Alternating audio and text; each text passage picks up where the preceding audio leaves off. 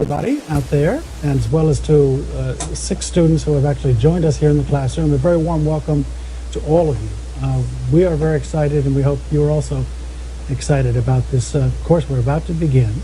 which is entitled Water, Health, and Sustainable Development. Those of you who are out there in the ether, either in the United States or some other part of the world, you should feel just as welcome as all the students in this classroom, because we're going to try to create a community of learning that will embrace all of you in interesting ways, and from which we expect also to learn a great deal. My name is Joseph Hunt, and I come from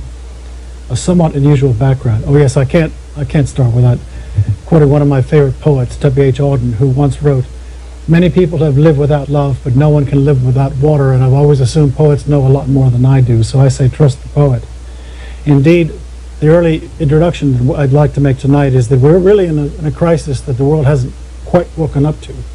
and obviously you sense it too, or you wouldn't be here.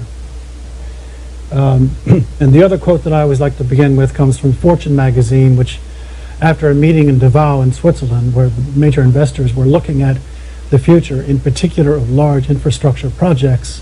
water was considered the single most important economic issue facing our future, an issue of international security,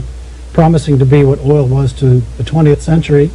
the precious commodity that determines the wealth of nations. And I would say yes, and let us proceed with the view that a major meeting that occurred in 2015 at the opening of the General Assembly of the United Nations endorsed a group of sustainable development goals that are expected to guide our sense of global governance, and indeed our sense of environmental governance, from 2016 to 2030. And we'll look at them in a little more detail later, but really water is one of the important cross-cutting issues that in a sense floods, no pun intended, or drenches these goals.